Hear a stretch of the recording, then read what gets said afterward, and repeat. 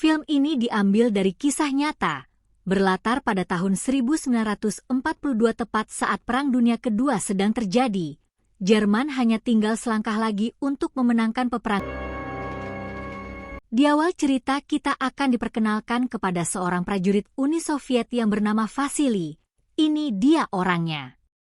Dia dan prajurit lainnya sedang menempuh perjalanan dengan menggunakan kereta yang akan bertujuan ke kota Stalingrad. Beberapa jam kemudian,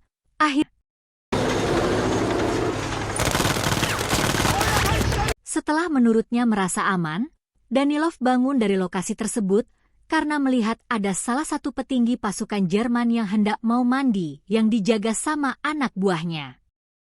Terlintas dalam benaknya, cerita berpindah ke salah satu orang baru yang merupakan utusan langsung dari sang jenderal, kita sebut namanya Khrushchev. Dia ditugaskan untuk memimpin para pasukan di Stalingrad, karena sang jenderal merasa resah dengan banyaknya anggota yang tewas di perang sebelumnya, sehingga membuat prajurit lainnya pun satu persatu mundur, karena adanya rasa pesimis dan takut untuk ikut berperang. Nah, saat itu Danilov memberikan ide kepada Khrushchev bagaimana cara membangkitkan lagi semangat juang para pasukan.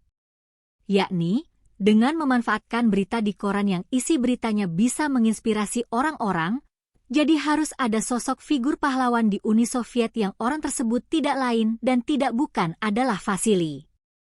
Lihatkan seseorang yang akan menjadi lawan duel Vasily di medan perang, dia merupakan salah satu sniper terbaik di Jerman dan mempunyai pengalaman yang hebat, kita sebut namanya Mayor Koniek. Ia akan dikirim ke Stalingrad hanya untuk mengincar si Vasily agar para pasukan Jerman tidak ketakutan saat berhadapan dengan pasukan Uni Soviet.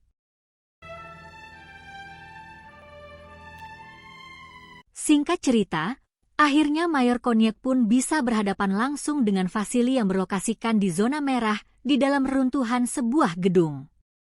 Tak butuh waktu lama buat Mayor Koniek, dua rekan Vasily pun berhasil ditumbangkan dalam sekejap. Tak lain hanya untuk mencari informasi tentang Vasily. Entah tahu dari mana si Mayor Koniek ini bahwa Vasily memang kenal dekat sama keluarga Sacha. Gara-gara si Sacha yang masih bocil polos dan yang terlalu terbuka terhadap semua informasi, Mayor Koniek pun berhasil mengetahui jalur yang biasa Vasily lewati untuk bisa sampai ke zona merah. Berkat insiden tadi Vasily dan Tanya pun menjadi semakin dekat sehingga mereka berdua semakin yakin untuk lanjut ke jenjang yang lebih serius, namun Vasily harus fokus dulu berperang sampai berhasil mengusir pasukan Jerman dari kota Stalin. Singkat cerita, Vasily kini terlihat sudah kembali ke zona merah yang dimana saat menunggu kemunculan Mayor Koniek, ia tak sengaja tertidur di tempat tersebut dan melewatkan momen yang begitu penting.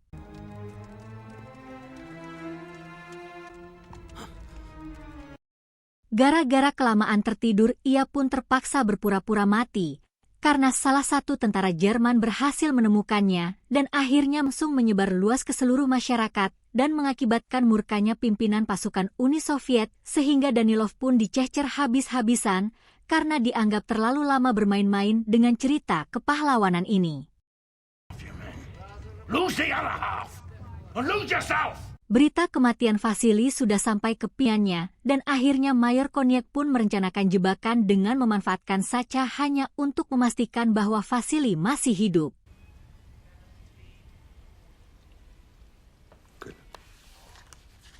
Jebakan Mayor Koniek pun akhirnya berhasil sesuai rencana yang dimana Sacha langsung. Setelah peristiwa tersebut, Danilov langsung menemui Vasily ke stasiun. Karena ia merasa bersalah tidak bisa menjaga Tanya yang akhirnya Danilov akan mengorbankan nyawanya agar Mayor Koniek keluar dari tempat persembunyiannya. Don't do that! Akhirnya Mayor Koniek keluar dari tempat persembunyiannya karena ia mengira yang ditembak itu adalah Vasily. Namun tiba-tiba, baru saja berjalan beberapa langkah Vasily datang dari arah belakang dan akhirnya Mayor Koniek.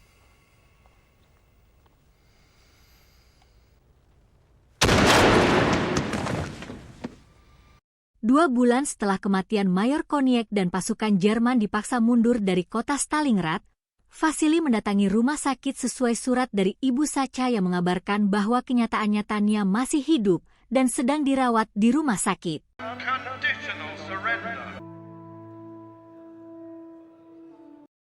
Tama,